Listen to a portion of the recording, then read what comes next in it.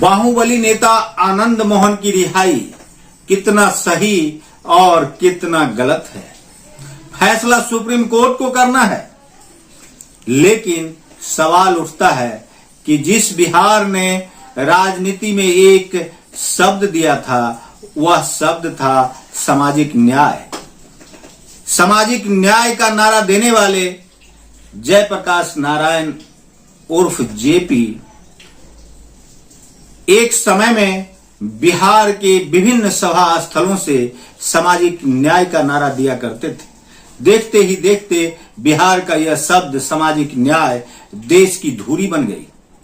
उसी सामाजिक न्याय के बलबूते लालू प्रसाद यादव, मुलायम सिंह यादव जैसे लोगों ने राजपाट संभाली और यूपी, बिहार जैसे राज्यों में सामाजिक न्याय, जिसे बाद में समाजवाद का भी नाम दिया गया, की सरकारें चलती रही। आज भी कई राज्यों में सामाजिक न्याय की लड़ाई लड़ी जा रही है। अब सवाल उठता है कि आनंद मोहन की रिहाई कितना नैतिक है। कानूनी रूप से यह रिहाई सही है या कुछ और। लेकिन इससे अलग एक सवाल जो मेरे मन में आ रहा है, वह सवाल है, क्या सामाजिक न्याय की राजनीति बिहार में ही दम तोड़ देगी? यह सवाल वर्तमान समय में बहुत बड़ा है। सत्ता में भागीदारी के नाम पर पिछड़ों एवं दलित वर्ग की हिस्सेदारी बढ़े, उसे उसकी सही हिस्सेदारी मिले, इसको लेकर समाजवादी धारा की सरकारों ने नीतियां बनाई। यह तब हुआ जब राजपूत बिरादरी से आने वाले बीपी सिंह ने न अपने जाति को देखा और न ही सवर्ण राजनीति को देखा और मंडल आयोग की रिपोर्ट को लागू कर दिया।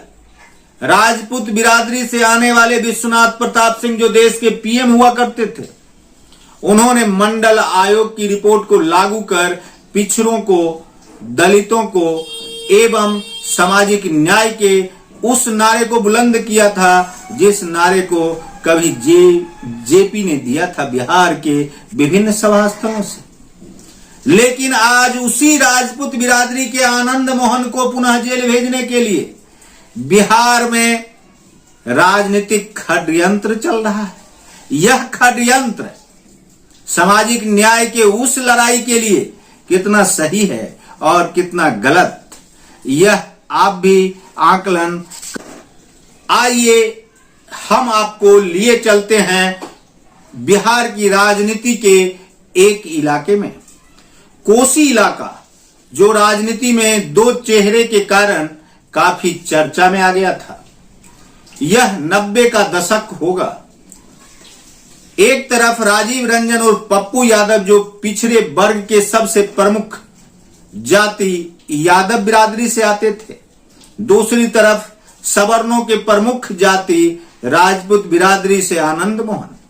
कोसी के इलाके में पिछड़ा बनाम राजपूत की लड़ाई इस कदर चल पड़ी थी कि सवर्णों को संरक्षित करने का कार्य आनंद मोहन किया करते थे, जबकि पिछड़ों को संरक्षित करने का कार्य पप्पू यादव किया करते थे। दोनों की लड़ाई के बीच कोसी के इलाके में अपहरण, ठेकेदारी विवाद, हत्या, रंगदारी जैसे मामले बढ़ चढ़कर होने लगे थे। उस समय बिहार में लालू प्रसाद यादव की सरकार थी। लालू प्रसाद यादव का हाथ पप्पू यादव के माथे पर था। एक तरफ बिहार का मुख्यमंत्री पप्पू यादव पर अपना हाथ रखे हुए था, दूसरे तरफ सवर्णों को उस लड़ाई में आनंद मोहन का संरक्षण प्राप्त था। बात बढ़ती चली गई। लालू के नजरों के किरकिरी बन गए आनंद मोहन। 1994 में आनंद मोहन राजपूत बिरादरी के उभरते हुए नेता साबित हुए थे और 1994 में ही जी कृष्णैया कांड में विरोधियों के साजिश का शिकार भी हो गए। न्यायालय में लड़ाई चलती रही। आनंद मोहन को सजा हुई।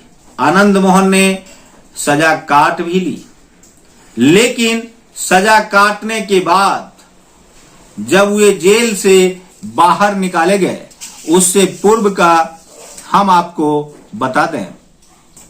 1995 के चुनाव में सामाजिक न्याय के बिहार के सबसे बड़े चेहरे लालू प्रसाद ने भूरा बाल साफ करो का नारा दिया था, तो आनंद मोहन ने सवर्णों के लिए लड़ाई लड़ी और राजनीति में बतौर विधायक एवं सांसद बनकर उभरे। लोकसभा में आनंद मोहन की आवाजें गूंजा करती थी। अटल बिहारी वाजपेयी, लाल कृष्ण आडवाणी, प्रमोद महाजन, मुरली मनोहर जोशी जैसे नेता आनंद मोहन की बातें गौर से सुना करते थे। यहां तक कि इंद्र कुमार गुजराल हो या एचडी देवगौड़ा की सरकारें हों, उस समय भी आनंद मोहन संसदीय इतिहास के एक ऐसे पुरुष थे जो गरजते थे तो बिहार की आवाजें दिल्ली तक पहुंच जाया करती थी। लालू प्रसाद यादव और आनंद मोहन की यह अदावत में बीजेपी परोक्ष रूप से आनंद मोहन को मदद करती रही। समय बदलता गया, बिहार की राजनीति भी बदली। आज लालू एवं नीतीश की महागठबंधन की सरकार है और जिस लालू प्रसाद यादव के शासनकाल में जी कृष्णैया हत्याकांड हुआ, आनंद मोहन जेल भेजे गए, लड़ाई लड़ी गई, आनंद मोहन को सजा हुई, उसी लालू यादव के बेटे तेजस्वी यादव एवं नीतीश कुमार की सरकार ने आनंद मोहन को जेल से निकालने के लिए कानून बदल दिया। आखिर क्यों? तो नीतीश कुमार और तेजस्वी यादव जानते हैं कि सामाजिक न्याय का जो ध्रुवीकरण है उसका एक भाग राजपूत बिरादर भी है, राजपूत जाति भी है। क्योंकि अगर बीपी सिंह ने मंडल आयोग लागू नहीं किया होता तो आज पिछड़े एवं अति पिछड़ों को राजनीतिक हिस्सेदारी नहीं मिली होती। नीतीश कुमार और लालू प्रसाद के बेटे ने उस दिन को याद किया और आनंद मोहन के लिए कानून बदल डाले। यह कितना सटीक है यह आप इस वीडियो में आकलन कर देखेंगे, लेकिन परोक्ष रूप से मदद करने वाली बीजेपी आज राजपूत के सबसे बड़े नेता आनंद मोहन के खिलाफ खड़ी है। क्या राजपूत समाज आने वाले लोकसभा और विधानसभा के चुनाव में बीजेपी को वोट करेगी? यह सबसे बड़ा सवाल है। यदि राजपूत बिरादर बीजेपी को वोट करती है, उस परिस्थिति में जब आनंद मोहन पुनः जेल में होते हैं, तो क्या राजपूत बिरादर को उसका सही राजनीतिक भागीदारी मिल पाया या नहीं, यह भी एक सवाल है। साथ ही नीतीश कुमार एवं लालू प्रसाद के बेटे ने A to Z जाति के समीकरण को बांधने का जो फार्मूला चुनाव पूर्व बनाया था, उस फार्मूले पर आज राजपूत बिरादरी देख रहा है कि आनंद मोहन पर सामाजिक न्याय की बात सटीक बैठती है। 14 वर्षों तक जेल में बिताने के बाद आनंद मोहन यदि बाहर आए हैं, तो इसमें आनंद मोहन एवं बिहार की राजनीति में उथल पुथल होना तो संभाव्य है। बीजेपी का बेस वोट राजपूत है और राजपूत समाज के सबसे बड़े नेता बिहार में आनंद मोहन बताए जाते हैं।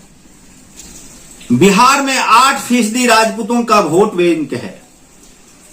9 लोकसभा क्षेत्र एवं 28 विधानसभा क्षेत्रों में राजपूत जिसे चाहे उसे विधायक एवं सांसद बना सकता है। फिर भी राजपूत के एक लीडर को जेल भेजने के लिए परोक्ष रूप से बीजेपी जो खेल खेल रही है वह कितना सटीक है, इससे बीजेपी को क्या लाभ होगा? बीजेपी दलित वोट बैंक के खातिर राजपूत को जेल भेजना चाहती है, जबकि उसे पता होना चाहिए कि दलितों को महादलित बनाने वाले नीतीश कुमार हैं। जिन्होंने दलितों को महादलित बना दिया और उसे उसकी हिस्सेदारी दी।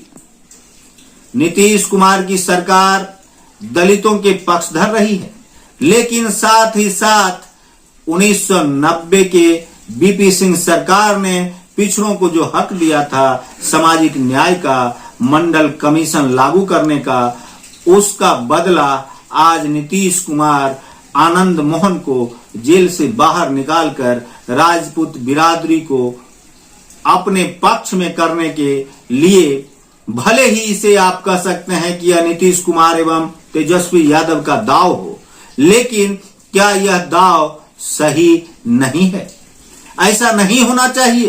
क्या एक व्यक्ति जो परोक्ष रूप से केवल भड़काऊ भाषण देने के कारण जेल गया था, सभी लोग जानते हैं कि कृष्णैया हत्याकांड में आनंद मोहन ने ना तो कृष्णैया के साथ थप्पड़ लप्पड़ चलाए, ना ही कृष्णैया के देह में सटे, फिर भी वे नामजद हुए और उस मामले के अधिकांश लोग बरी हो गए।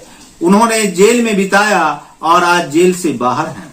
जेल से बाहर आने के बाद आनंद मोहन की वही गरज फिर से सहरसा के इलाकों में सुनी जा रही है। आखिर यह गरज राजपूतों की आवाज है और इसे राजपूत यदि अपना हथियार बना ले तो बिहार की राजनीति में एक बार फिर से बदलाव होगा और बिहार से उभरी हुई आवाज दिल्ली की गद्दी को खाली करा देगा। लेकिन दो सवालें और भी हैं। पहला सवाल है, आनंद मोहन के बहाने बीजेपी साध रही है दलित वोट, तो राजपूत वोट पर लालू नीतीश की निगाहें हैं। ये दोनों वाक्य सामाजिक न्याय की लड़ाई के दो भाग हैं। देखना है आने वाले लोकसभा चुनाव एवं विधानसभा चुनाव में राजपूत बिरादरी किसे वोट करती है, किसे अपना अधिकतम वोट करती है और क्या राजनीति में उथल पुथल होता है। तब तक देखते रहिए संजीवनी बिहार और पाते रहिए नई नई जानकारियां। हम हैं संजीव कुमार सिंह और आप देख रहे हैं संजीवनी बिहार।